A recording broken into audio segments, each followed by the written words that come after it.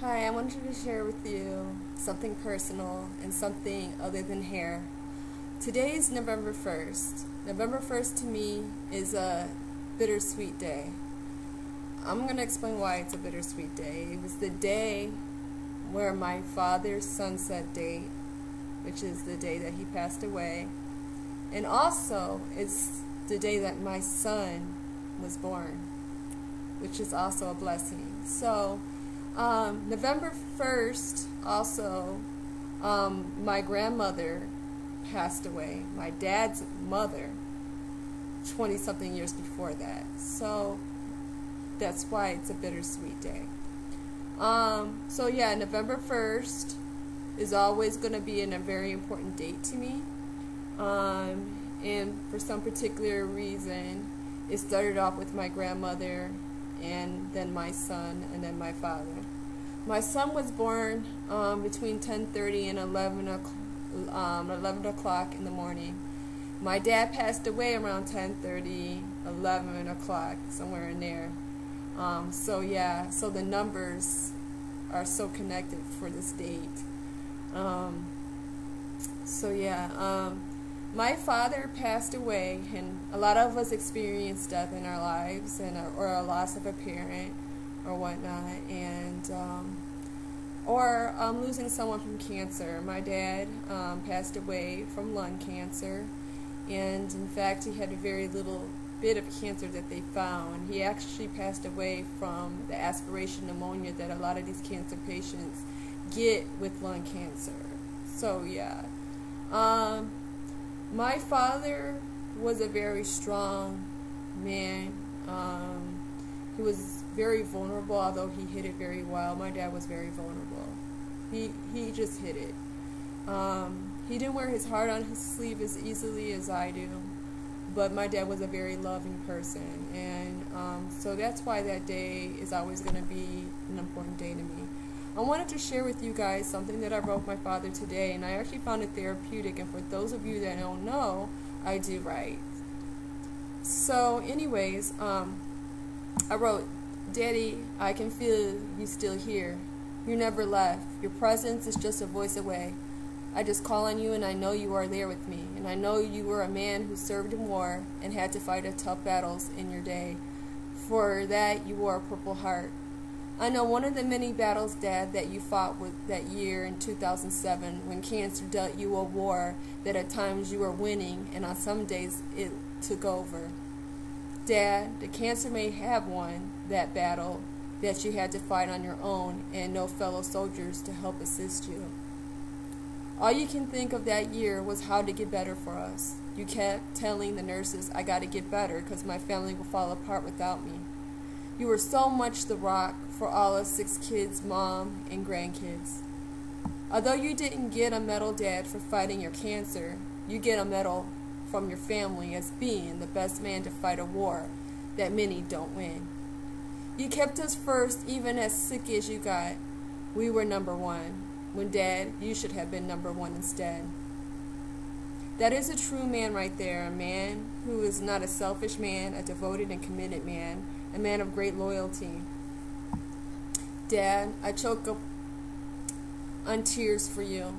I know how much you hated that kind of vulnerability. I can't help it, and I know I will never know a love like that ever again. I have my memories to remind me of how wonderful it is to have a person like you love us the way you did, even though your body is no longer here on earth, your spirit is.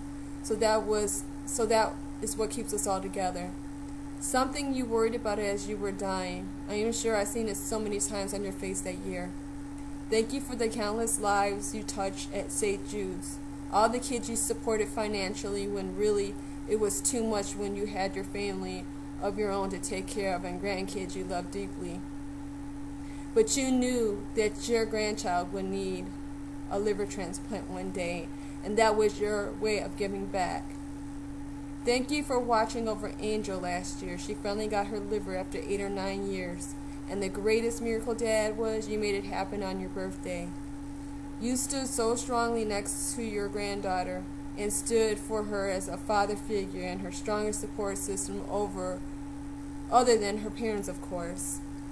For that, Dad, I know angels exist and miracles happen. I love you as tall as you were and beyond all your height, Dad. No man that comes in my life can ever measure up to the man you were. Thank you for putting values in us and on what a man should be and look like and act. You are a class act, Dad. Keep being the angel and guarding us and loving us. I throw you many kisses to the heavens, and I hope each one hits your face. Love you always, Dad, Teresa. XOXOXO. So, yeah, it's a difficult day it is. It's a bittersweet day for me because also, too, my son was born, and I have so much to be thankful for. And I also have to remember, as time goes on, it does get better. And for those who just lost someone, it doesn't seem like that time is coming anytime soon, but it does come. Time is the best healer of all. You just have to have faith and believe that your loved one is in a better place, because truly they are. We are just passing through on earth to get to our final resting home. Until we accept and understand that, that's when we will get over the tragedy part of death, the hurt part of death, and just knowing that our loved one is safe and in God's hands. So on that, I know, as loving as my dad was, my dad wouldn't want us to look at his life that way. That's why he didn't allow us to have a funeral, because he did not want us to cry over him. He knew how vulnerable and weak we would have been if he was laying there in his coffin.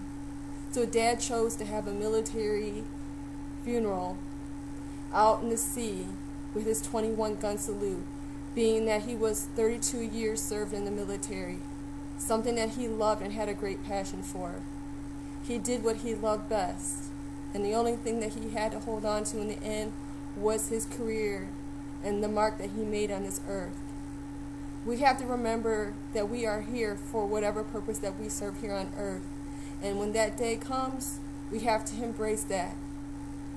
We have to remember that life is short, and we need to embrace the moments that we have here. Hurting each other, attacking each other is not going to get us anywhere. So if any of you have lost someone this year or any year, just remember what I said. Time is the best. It does get better. It's only 3 years, and I thought last year I would not be where I'm at this year. And guess what? I feel completely different. Thank goodness for friends and family who support you, who make a difference in your life, that would tell you that things do get better with time. And to my son, whose day today is his birthday, I wish you many blessings, son. You are an extremely talented young man. I wish you the best in your singing, your acting. Have faith, believe, conquer. Life is short, and you're not promised tomorrow. So you want to make a difference for yourself and for your life. Live it for you. Do it for you. Remember, you have to walk in your skin. Why not walk in a skin that makes you feel good about yourself and complete doing what you love most? School is important. Stay focused. And I promise that when you're out of school, you can follow your dreams. Have faith and believe. God has a plan for us all. We are all unique in our own ways. And whatever plan that you feel that He gave you, do your best to try to live it, because we're not promised tomorrow. On that, I leave you thinking and knowing that your loved one is in a better place. There's no better place in heaven. They are our angels. They are watching over us, and they are letting us know in every single way, just like my dad did the day Angel got her liver last year on my dad's birthday.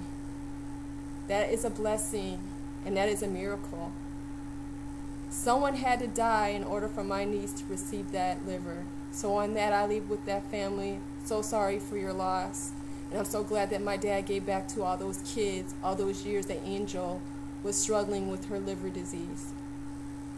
In that, I leave out by saying peace and love, and thank you for watching my channel and supporting me. Peace and love, guys. Time does get better.